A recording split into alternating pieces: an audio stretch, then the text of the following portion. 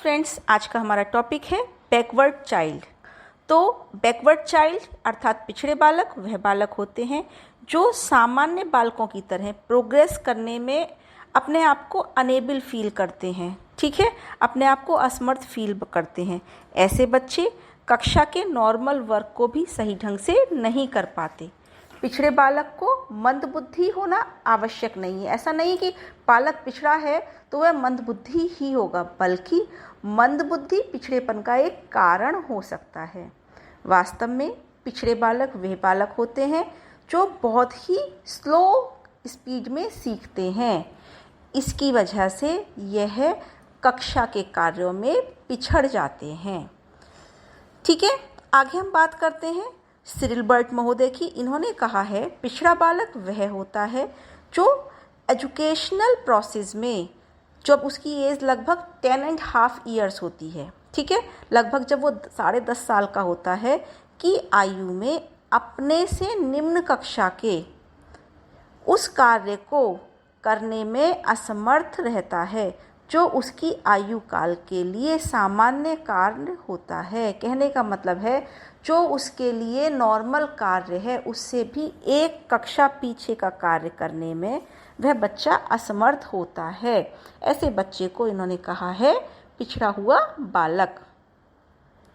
टी.के.ए. मेनन, इन्होंने क्या कहा है? टी.के.ए. मेनन ने कहा है भारतीय परिस्थिति में पिछड़ा बालक वह है जो अपनी कक्षा की औसत आयु से 1 वर्ष अधिक बड़ा होता है। कक्षा की औसत आयु, इट मीन्स टू से, अगर मान लीजिए वो बच्चा 10 साल का है और उसे 4th क्लास में होना चाहिए, तो वह 10 साल का 4th क्लास में ना होकर अपनी आयु से 1 वर्ष अधिक होता है। इट मीन्स वो 11 वर्ष का होकर 4th क्लास में होगा या 10 वर्ष का होकर वो 3rd क्लास में रहेगा। In the Indian situation a backward child is one who being more than 1 year older than the average age of his child। अब बात आती है हम जो पिछड़े बालक हैं इन्हें कैसे पहचान सकते हैं। तो सबसे पहले हम इनको पहचानने के लिए इनकी शैक्षिक उपलब्धि का मापन कर सकते हैं। इट मीन्स अभी तक हमने जो बात करा था, मापन करा था, वो बुद्धि का ज्ञात किया। हाँ, अब हमें क्या करना है, इनका एजुकेशनल क्वोशिएंट नापना है। एजुकेशनल क्वोशिएंट नापने के लिए इनका एक फॉर्मूला लगाया। एजुकेशनल क्वोशिएंट अर्थात शैक्षिक लब्धि बराबर EQ, इट मीन्स शैक्षिक लब्धि बराबर एजुकेशनल एज बटे क्रोनोलॉजिकल एज इंटू 100। फिर से ध्यान दीजिए, शैक्षिक लब्धि का जो हम फॉर्मूला लगाते हैं वो educational quotient is equal to educational age upon chronological age EA upon CA into 100। ध्यान दीजिएगा, हमारा IQ का फॉर्मूला था IQ is equal to MA upon CA into 100। यह एजुकेशनल क्वोशिएंट हमें निकालना है, तो हमारा इसका फॉर्मूला है EQ is equal to EA upon CA into 100। तो सिरिल बर्ट महोदय ने पिछड़े बच्चों के ऊपर बहुत कार्य किया और इन्होंने कहा कि लगभग 85 से कम जिस बच्चे की शैक्षिक उपलब्धि होती है उस बच्चे को पिछड़ा बालक कहा जा सकता है। तो हमारा एक क्वेश्चन ये भी बन सकता है कि पिछड़े वाले बालक की जो IQ होती है वो कितनी होती है और ये किसने बताया। ठीक है, आगे हम बात करते हैं कैरेक्टरिस्टिक्स ऑफ बैकवर्ड चिल्ड्रन। इन बच्चों की क्या विशेषताएं, हम कैसे कक्षा में पहचानेंगे। तो सबसे पहले इनकी जो लर्निंग स्पीड होती है वो स्लो होती है। ठीक है, सेकंड, ये अपनी क्षमता के विपरीत शैक्षिक उपलब्धि होती है, यानी कि जितनी इनकी क्षमता होती है उससे कम ये अचीव कर पाते हैं। इनका शिक्षा का क्लास में जो रिप्रेजेंटेशन होता है वो उससे कम होता है। नेक्स्ट, ये अपने साथ जो भी छात्र पढ़ रहे हैं उनसे निम्न स्तर का प्रदर्शन करते हैं। शिक्षा के साथ साथ ये अन्य क्षेत्रों में भी पिछड़े हुए होते हैं। ऐसा नहीं है सिर्फ पढ़ाई में पिछड़े हुए हैं, ये खेल है, आपकी कल्चरल एक्टिविटीज़ है, इन सब में भी ये निम्न स्तर के होते हैं। ठीक है, नेक्स्ट, इनकी जो IQ होती है वो लगभग 75 to 90 के बीच में होती है, क्योंकि 90 से जो हमारी शुरू हो जाती है, 90 से लेकर 110 तक वो IQ हमारी कहलाती है जनरल बच्चे की। एवरेज बच्चे की, तो ये बिलो एवरेज होते हैं, फीबल माइंडेड होते हैं, इसलिए इनकी जो IQ होती है लगभग 75 से 90 के बीच में होती है। अब इनका जो इंटरेस्ट होता है और इनकी जो अटेंशन होती है, ध्यान और रुचि में अस्थायित्व होता है, यानी कि वो स्टेबल नहीं होती, वो विचलित होती रहती है, कभी कम कभी ज़्यादा। ठीक है। नेक्स्ट, ये अधिक समय तक, बहुत समय तक अपने आप को कंसंट्रेट नहीं कर सकते किसी एक टॉपिक पर। जल्दी से जल्दी इनका मन उस चीज़ से ऊबने लगता है। अगर मान लीजिए क्लास का पीरियड लंबा है, 40 मिनट का, 45 मिनट का या 1 घंटे का है, तो ये अपने आप को असमर्थ पाते हैं उस समय उस कंटेंट पर अपने आप को कंसंट्रेट करने में। ठीक है। ये जो सोशल एक्टिविटीज़ होती हैं, समाज में जो भी एक्टिविटी होती है, उनसे भी अपने आप को अलग थलग रखते हैं, उनसे दूरी बना के रखते हैं। ठीक है। नेक्स्ट हम बात करते हैं, ये किसी भी जो अगर उनके सामने कोई प्रॉब्लम आ जाए तो उसको बहुत डेप्थ में नहीं सोचते हैं, उसका सॉल्यूशन करने की बहुत ज़्यादा कोशिश नहीं करते हैं। ठीक है। और साथ ही साथ इन्हें स्वतंत्र रूप से कार्य करने में रुचि होती है, क्योंकि इन्हें लगता है कि अगर ये किसी के साथ करेंगे तो यह अपना 100% नहीं दे पाएंगे। अगर वो स्पीड से करने वाला होगा तो इनके अंदर इन्फीरियरिटी कॉम्प्लेक्स भी जल्दी ही आ जाएगा। साथ ही साथ ये जो बच्चे होते हैं, इनको अगर किसी भी तरह के डायरेक्शन दिए जाएं, ऐसा करो वैसा करो, क्योंकि वहाँ उस समय इन्हें बुद्धि का प्रयोग नहीं करना है, तो ये डायरेक्शंस को, निर्देशों को बहुत आसानी से, बहुत खुशी के साथ उनको मान लेते हैं। साथ ही साथ ये जो बच्चे होते हैं, अगर इन पर प्रॉपर ध्यान ना दिया जाए तो ये असामाजिक हो सकते हैं। साथ ही साथ ही डेलिक्वेंट अर्थात आपराधिक क्रियाएं भी कर सकते हैं। ऐसे बच्चों को अपने कक्षा के वातावरण में, घर के वातावरण में, समाज के वातावरण में, कैसा भी वातावरण हो, वहाँ पर समायोजन करने में समस्या फेस करनी पड़ती है। अगर इनको क्लास में प्रॉपर अटेंशन ना मिले तो इनके अंदर इन्फीरियरिटी कॉम्प्लेक्स आ जाता है, जबकि अटेंशन इनको इसलिए नहीं मिलती है कि अपनी क्लास में ये इनका जो प्रेजेंटेशन होता है वो लो लेवल का होता है, और जब लो लेवल का प्रेजेंटेशन होता है तो अटेंशन नहीं मिलेगी, जिसकी वजह से इनके अंदर इन्फीरियरिटी कॉम्प्लेक्स आ जाता है। ज़्यादातर ये बच्चे जो होते हैं वो इंट्रोवर्ट होते हैं, अपने आप में ही ये खुश रहते हैं, इनका सोशल सर्कल बहुत लिमिटेड होता है। ठीक है। और इनसे हम ज़्यादा अच्छे स्तर के रीजनिंग या इंटेलेक्चुअल की उम्मीद नहीं कर सकते, ये सिर्फ लो लेवल का हमें तर्क प्रस्तुत करते हैं। अगर इनके सामने कोई समस्या आ जाए तो उसके विषय में जल्दी से कोई डिसीज़न नहीं ले सकते, इनको निर्णय लेने में, जल्दी निर्णय लेने में इन्हें परेशानी होती है। ठीक है। नेक्स्ट, इनके अंदर फोरसाइटेडनेस की कमी होती है, अर्थात ये किसी भी चीज़ को दूर तक नहीं सोच सकते, इनके अंदर दूरदर्शिता की कमी होती है। असंतोष की भावना होती है, असंतोष यानी कि सेटिस्फाई ये नहीं होते, ज़्यादा से ज़्यादा ये पेसिमिस्टिक होते हैं, क्योंकि ये किसी भी चीज़ से बहुत जल्दी निराश हो जाते हैं। इनके अंदर जोश की कमी होती है और इनको हमेशा ये लगता है कि इनके पेरेंट्स के द्वारा, इनके टीचर्स के द्वारा इनको हमेशा सिंपैथी और अफेक्शन की इनको नीड रहती है, चाहते हैं मुझे हर सब किसी से प्यार और सहानुभूति मिलती रहे। तो फ्रेंड्स, ये थी कुछ कैरेक्टरिस्टिक्स ऑफ बैकवर्ड चिल्ड्रन। जब आप अपनी क्लास में पढ़ाएंगे तो आपको इन बातों पर विशेष ध्यान रखना है, तभी आप अपने आप को एक सफल शिक्षक के रूप में स्थापित कर पाएंगे। नेक्स्ट हम बात करते हैं कॉजेज़। अब ऐसे कौन से कारण हैं जिसकी वजह से बालक पिछड़ जाता है, जिसमें हम सबसे पहले बात क्या करेंगे, इसमें पहला टॉपिक रहेगा हमारा फिजिकल कॉजेज़, शारीरिक कारण। ऐसे शारीरिक कारण कौन से हैं? बच्चे को किसी भी तरह की सेंसेस जो होती हैं, हमारी ज्ञानेंद्रियां होती हैं, अगर उसकी ज्ञानेंद्रियों में दोष है, इट मीन्स उसे देखने में, बोलने में, हाँ, किसी भी तरह के इस तरह के ऑर्गन में उसे दोष है, तो उसके अंदर हीन भावना आ जाती है। ये शारीरिक कारण की वजह से वो पिछड़ सकता है। बोलने में दोष, डिफेक्टिव स्पीच अगर बच्चे की है, हकलाता है, फ्लोली नहीं बोल पाता, उसके पास शब्द भंडार अच्छा नहीं है, तो भी वह पिछड़ सकता है। अगर उसकी ब्रेन इंजरी हो गई है, उसके मस्तिष्क पर किसी तरह की चोट लग गई है, तो सीधी सी बात है उसका मानसिक विकास अवरुद्ध हो गया या धीमा हो गया, जिसकी वजह से वो पिछड़ सकता है। अगर उसकी हेल्थ रहती है हमेशा ख़राब, इल हेल्थ रहती है, हमेशा वो बीमार पड़ जाता है, किसी न किसी, अक्सर बीमार रहता है, तो भी वो पिछड़ सकता है। अगर उसके अंदर defective weakness of working of glands हैं, अगर उसके जो ग्लैंड्स हैं, उसकी जो ग्रंथियां हैं वो सही ढंग से कार्य नहीं कर रही हैं, जैसे आपकी थायराइड ग्रंथि है, पिट्यूटरी ग्रंथि है, हाँ, अगर ये सही ढंग से काम नहीं करती हैं तो भी बच्चा पिछड़ सकता है। ये थे सम फिजिकल फैक्टर्स। अब हम बात करेंगे मेंटल फैक्टर्स, यानी कि ऐसे कौन से मानसिक कारण हैं, कॉजेज हैं जिससे बालक पिछड़ जाता है। सबसे पहले लो इंटेलिजेंस क्वोशिएंट, जो बच्चे की बुद्धि लब्धि होती है वो सबसे बड़ा कारण है। अगर वो उसका मानसिक बुद्धि लब्धि ही कम है तो वो बच्चा पिछड़ेगा ही।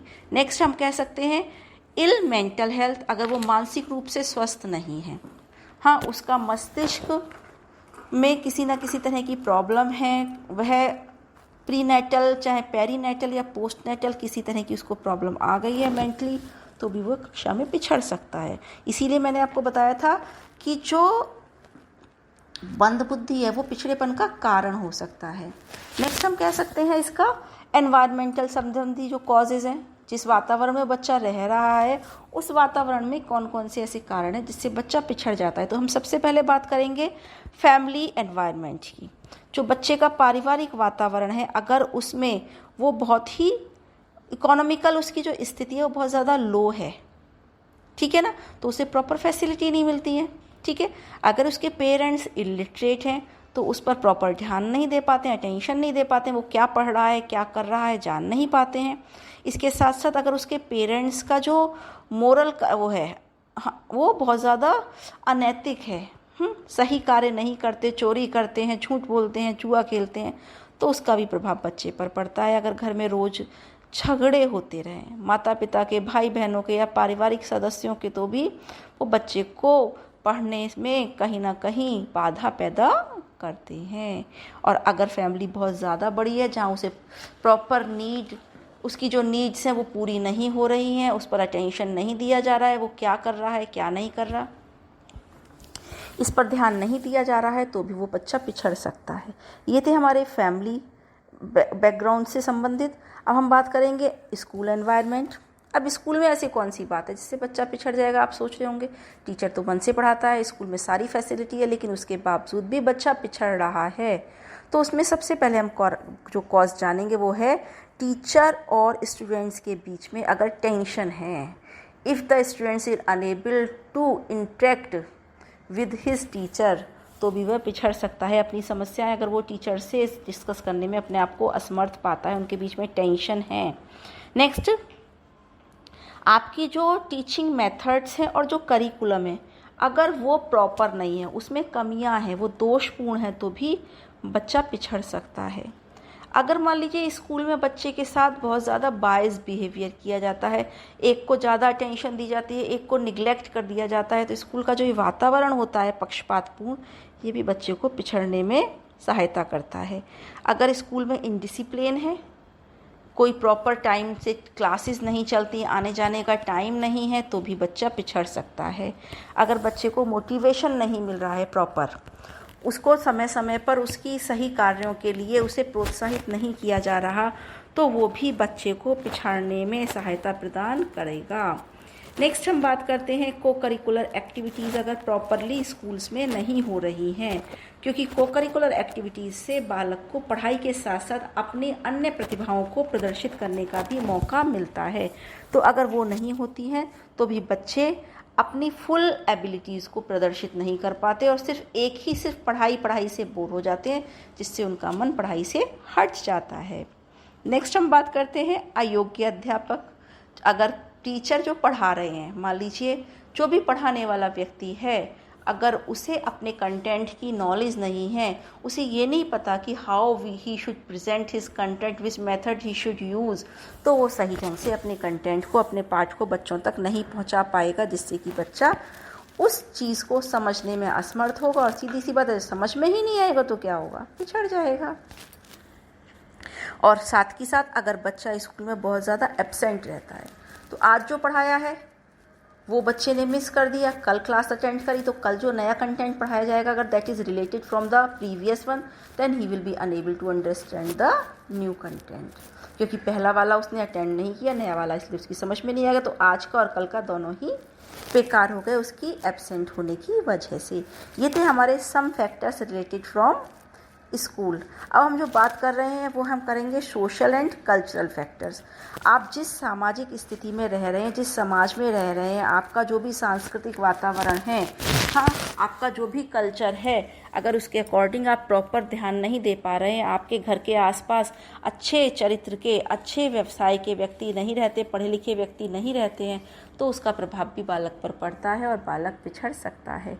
इसके साथ साथ हम ये कह सकते हैं कि जो भी पास पड़ोस है, हमारा जो फ्रेंड सर्कल है, जो हम टेलीविज़न में देख रहे हैं, मूवीज़ में देख रहे हैं, जो भी हम न्यूज़पेपर में पढ़ रहे हैं, इन सभी का प्रभाव भी बालक पर सीधे सीधे पड़ता है, क्योंकि बच्चा एक कच्ची मिट्टी का घड़ा है। उसे जैसा दिखाओगे, जैसा बताओगे, वो वैसा ही बन जाएगा। सही उसे एटमॉस्फेयर नहीं देंगे तो जो गलत एटमॉस्फेयर, उसका प्रभाव उसे बहुत तेज़ी से पड़ेगा और वो बच्चा क्या होगा, उस प्रभाव में ढलकर पढ़ाई से पिछड़ सकता है।